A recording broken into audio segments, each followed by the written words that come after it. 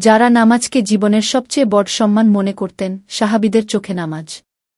আপনি কি জানেন, সাহাবীদের কাছে নামাজ মানে ছিল শুধু ইবাদত নয়, বরং জীবনের সবচেয়ে বড় সম্মান? এই ভিডিওতে আমরা জানব কিভাবে সাহাবীরা নামাজকে এতটা মূল্য দিতেন, যেন তা তাদের জীবনমরণ ব্যাপার হয়ে দাঁড়িয়েছিল। হযরত উমর রাদিয়াল্লাহু আনহু একবার বলেছিলেন, নামাজ ছাড়া ইসলামে কারো কোনো অংশ নেই।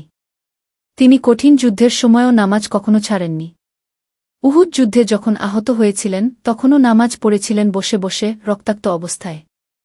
হযরত আলী রাদিয়াল্লাহু আনহু, তার পায়ে তীরবিদ্ধ হলে কেউ তা টানতে সাহস করছিল না। তখন তিনি বললেন, আমি নামাজে দাঁড়াই, তখনই টেনে ফেল। এমন খুশু ও একাগ্রতা, যেখানে শরীরের যন্ত্রণাও আর টের পান না। হযরত বিলাল রাদিয়াল্লাহু আনহু যখন তাকে গরম বালুর উপর ফেলে নির্যাতন করা হতো, তখনও তার মুখে ছিল আহাদ, আহাদকে একমাত্র আল্লাহর নাম। তিনি বলতেন, আমি নামাজে শান্তি পাই। এমনকি নির্যাতনের পরও নামাজই ছিল তার প্রথম চাওয়া।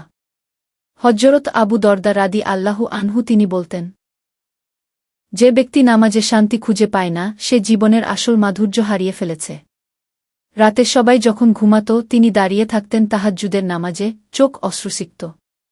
সাহাবীরা নামাজকে শুধু ফরজ মনে করেননি, বরং এটিকে ছিলেন জীবনের সবচেয়ে বড় সম্মান ও আত্মার প্রশান্তি। আমরাও যদি চাই তাদের মতো আল্লাহর প্রিয় হতে, তাহলে আমাদের নামাজও হোক হৃদয় থেকে, ভালোবাসা থেকে।